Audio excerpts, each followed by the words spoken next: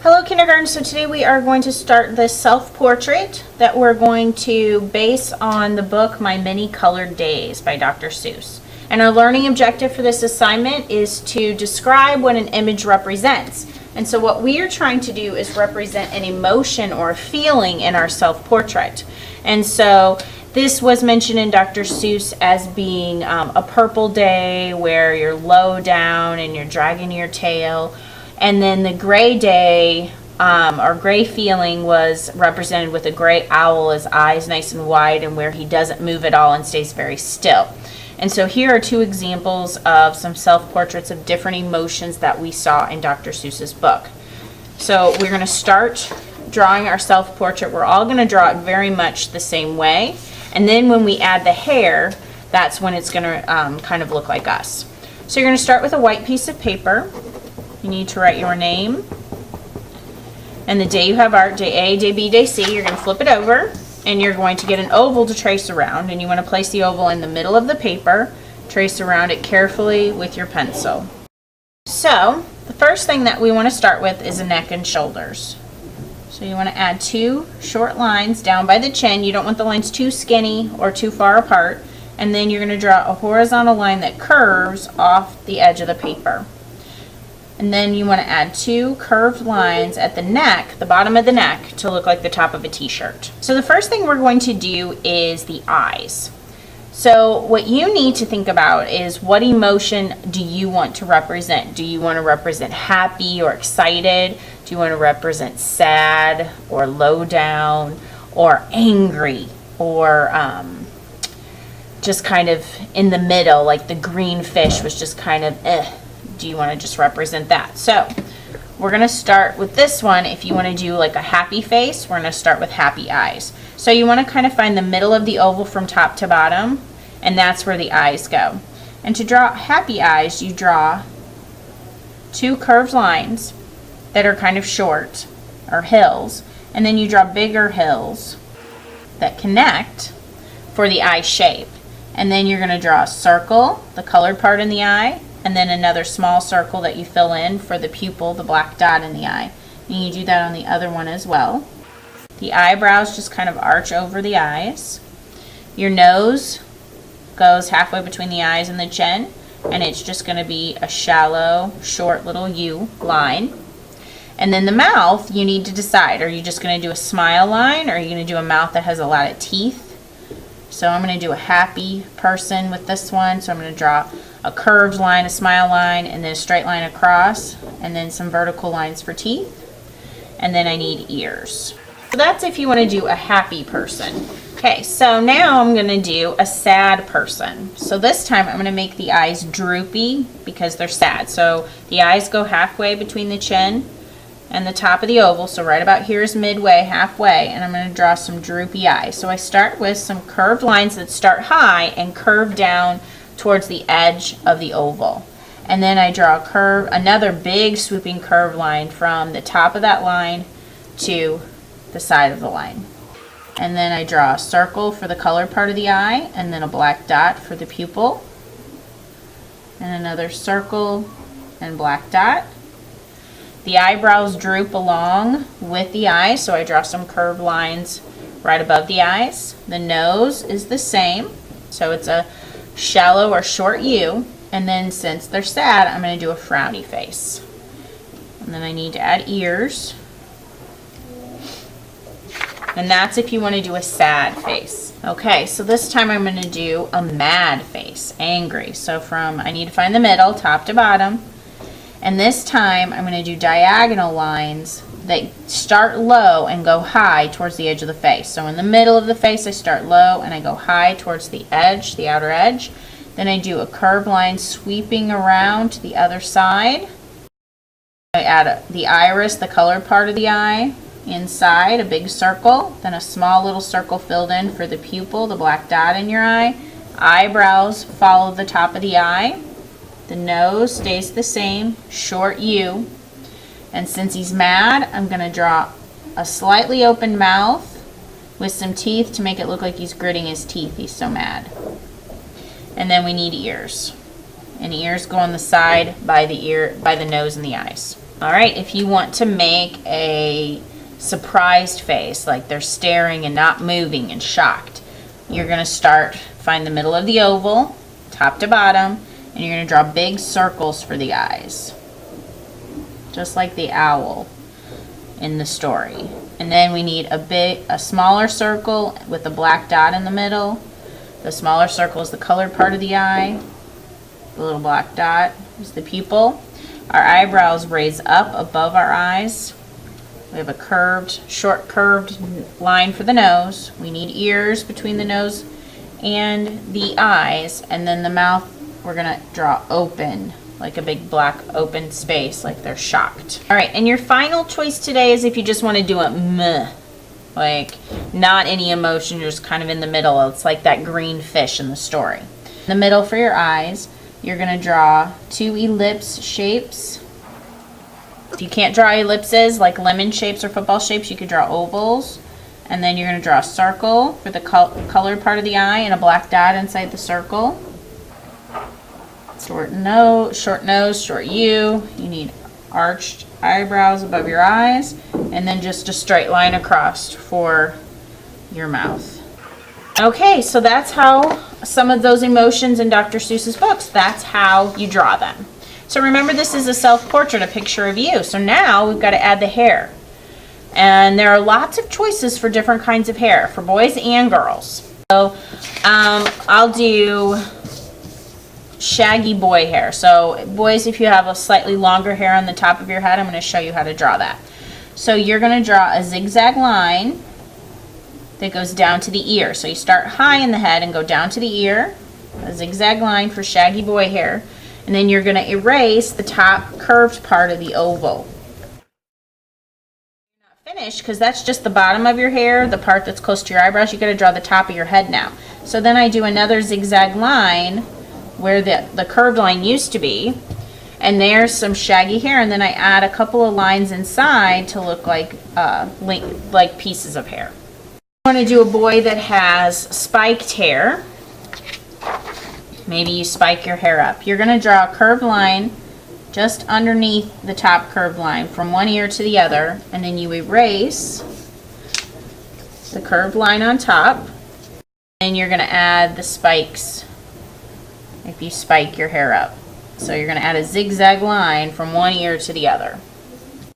Okay, and then if you're a boy that has really, really short hair, you leave this oval like as is, but start at the ear and draw another curved line to the other side of the ear, and then draw your short little hair texture on your head. This is if you have super short hair. Alright, so now we're on to girls, and girls have lots of choices too. If you have straight hair like me with that's long, you start at the top of your hair and you draw a curved line down to your ear and another curved line down to the ear, and then you erase the top of your head. And then starting up here, you draw a curved line that goes around your ears down to your shoulders, and the same on the other side, around your ears down to your shoulders. So that's if you have long hair. Let's say you have long hair but your hair is wavy or curly, it's not straight. So then you won't draw this line straight. Wavy hair or curly hair, you would draw this line wavy and curly.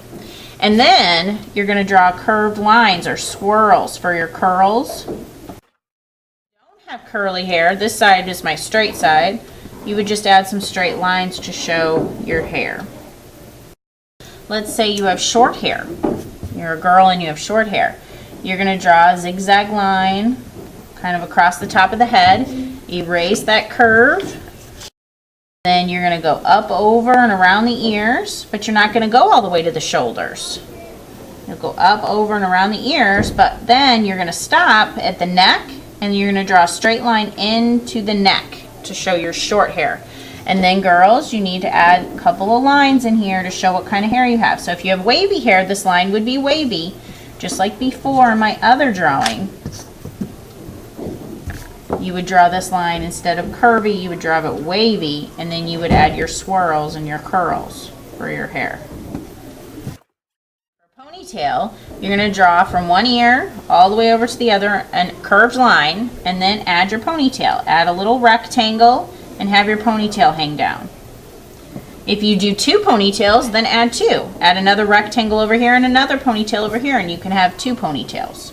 Okay, and then once you do your ponytail, then add these lines here to show that your hair is getting pulled back to the ponytail holder. Lines in your ponytail for your hair. And that's how you draw your hair. The next step is to trace all your pencil lines with marker.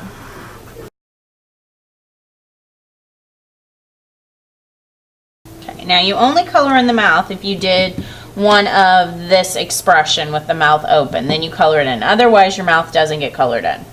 So the final thing is to add your color. And you get to decide what drawing media you're going to use. So for this example, I used oil pastel, and since it was the purple mood, I used different purples in the oil pastel, and I just colored side to side different purples in different places until they all kind of ran together and touched. This one is an example of the gray feeling, and I used gray and black, but I colored with the black lightly, and I colored gray up and down instead. This one I did side to side, this one I did up and down. So what I think you should do first is everyone should color in the color part of their eyes brown so it doesn't take away from the color of your person. So we'll all just use brown crayons to color in the colored part of the eye. And then you need to decide what drawing media, or if you want to use watercolor, what you're going to use to color in your portrait. So if you're going to use crayon, since this was surprise like this is that gray day, so I need a gray marker and black crayon because I'm going to stick with that color, and then I can color just big places of this gray in different spots, and I can color up and down, or I could color side to side. And I'm just going to color in this space randomly, just filling in with this gray. Since it's gray color, I'm going to color mostly gray and then go back and add this black, but add it. I'm not going to press as hard with the black to add that. So when I go back with the black and fill in, I don't press real hard because I don't want it a heavy black, because I don't want it to overpower the gray color. And you would do this same thing if you're using oil pastel. Oil pastel and crayon are very similar, so you color with them the same way.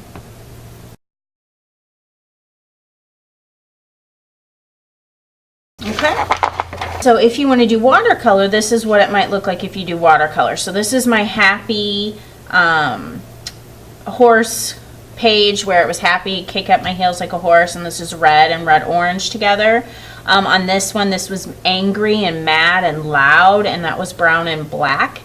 And this is painted very similar to the way that we colored with crayon and oil pastel. So you're doing the same type of technique, just either using crayon or oil pastel or using watercolor. So here is my feeling day where you're green and quiet and down in the bottom of the river with the fish. And so with the green, I'm looking for different kinds of greens. I have a couple of different greens in this. I have this bluish green and this regular green. So the way that you color with watercolor is you get a puddle of water on top of the oval by dipping your paintbrush in the water and then pulling your paintbrush across the edge of the oval. So I'm going to get a puddle of water on each of these colors. And the first thing I forgot with this one is to color the eyes brown. That way that they stay brown and don't get covered up with the green. So I could paint side to side, or I could paint up and down like I did with the oil pastel and the crayon. So I'm just going to take this blue-green color, and I like to paint side to side, but maybe you prefer to go up and down. I ran out of water on top of my watercolor, so I have to get another puddle of water on top. And when I'm painting, I'm just gently touching the paint under the water with the bristles of my brush. I'm not jabbing my paintbrush down in there. I'm just gently touching it, and then I get this light watery color, because that's why it's called watercolor, because it should be a light color. Okay, and so now I'm going to switch to the other green. And when I paint, since they're two greens, it's okay if they touch and mix a little bit. You wouldn't want to do this with two totally different colors. Like a red and a green mixed together, they make this ugly brown color. But two greens mixed together just make another kind of different green, which can be really pretty. And so with the second green color, I am going to fill in all the space that's left over that I hadn't painted with the first green color. By outlining with marker, this paint, you should still be able to see the marker through this light color paint. I've ran out of water on my green here, so I gotta get another puddle of water. Because I'm painting the water, I'm not painting the paint at the bottom of the water and trying to scoop that up. I'm just painting the water that's sitting on top. And there you have your finished, my many colored day self-portrait. Good job, kindergarten.